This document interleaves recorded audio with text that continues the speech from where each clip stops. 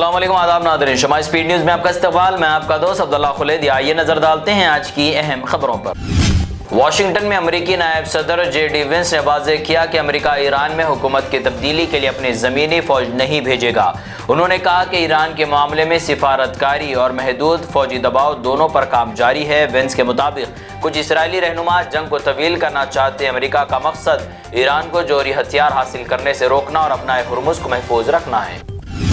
ایران اور امریکہ کے درمیان بڑھتی کشیدگی پر خلیجی ممالک نے تشویش کا اظہار کیا۔ قطر، کویت، بحرین اور متحدہ عرب امارات نے ایرانی حملوں کی مذمت کی۔ خطے میں فضائی دفاعی نظام دوبارہ فعال کر دیے گئے۔ ماہرین کے مطابق موجودہ صورتحال خلیجی ممالک کے لیے بڑا سیکیورٹی چیلنج بن گئی۔ وزیر اعظم نریندر مودی 17 جولائی کو بھارت کی پہلی ہائیڈروجن ٹرین کا افتتاح کیا۔ یہ جدید ٹرین ہریانہ کے چند اور سونی پت کے درمیان چلائی جائے گی۔ ٹرین سے نہ دھواں نکلے گا اور نہ ہی کاربن۔ اس منصوبے کو ماحول دوست اور مستقبل کے جدید ٹرانسپورٹ قرار دیا جا رہا ہے۔ نیشنل ٹیسٹنگ ایجنسی نے نیٹ یو جی 2026 کے نتائج جاری کر دیے۔ تقریباً 11 لاکھ سے زیادہ طلبہ امتحان میں کامیاب قرار پائے۔ اس بار بھی لڑکیوں نے 58% کامیابی کے ساتھ سبقت حاصل کی۔ طلبہ اپنے نتائج سرکاری ویب سائٹ پر دیکھ سکتے ہیں۔ امریکہ میں F1 اور J1 ویزا قوانین میں تبدیلی کی تجویز پیش کی گئی۔ نئی پالیسی کے تحت اسٹوڈنٹ کو عام طور پر صرف 4 سال قیام کی اجازت ہوگی۔ زیادہ مدت کے لیے پہلے سے منظوری لینا ضروری ہوگا۔ اس تجویز سے ہزاروں بھارتی اور دیگر بین الاقوامی طلبہ متاثر ہو سکتے ہیں۔ دہلی کا تاریخی لال قلعہ 15 جولائی سے 15 اگست تک عوام کے لیے بند کر دیا گیا۔ یہ فیصلہ یوم آزادی کی تقریبات اور سیکیورٹی انتظامات کے پیش نظر کیا گیا۔ ہر سال اسی طرح تقریب سے پہلے خصوصی انتظامات کیے جاتے ہیں۔ 15 اگست کو وزیر اعظم لال قلعے سے قوم کو خطاب کریں گے۔ تلنگانہ میں 2025 کے دوران سائبر جرائم کے خلاف مؤثر کارروائیاں کی گئی۔ سال بھر میں 21,640 مقدمات درج کیے گئے۔ سائبر ٹھگوں کو 280 کروڑ روپے منجمد کیے گئے۔ پولیس نے جدید AI ٹیکنالوجی سے متاثرین کی فوری مدد کا نظام بھی شروع کیا۔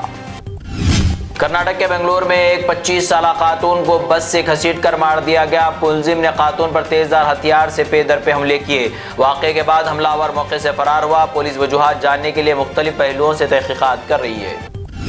کوکٹ پلی میں 9ویں جماعت کی 14 سالہ اسٹوڈنٹ نے اپنی جان لے لی۔ ابتدائی تحقیقات میں ٹیچر کے ساتھ واٹس ایپ پر چیٹنگ کے سامنے آئی۔ پولیس نے موبائل فون ضبط کر کے شواہد جمع کرنا شروع کر دیا۔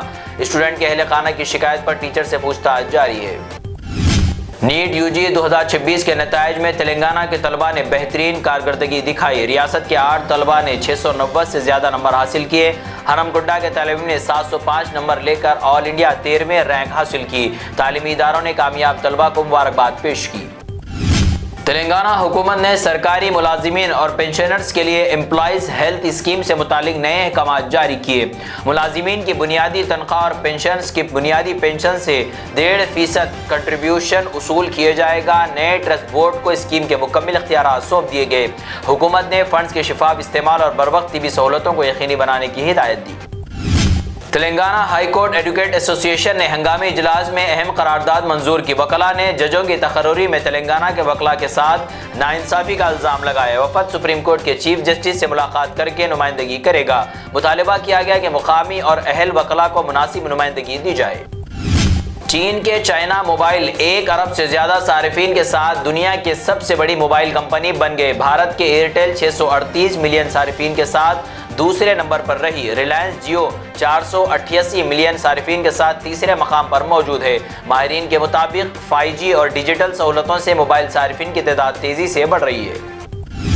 کیا آپ کو معلوم ہے خوبصورتی پر سب سے زیادہ خرچ کرنے والی عورتیں کہاں؟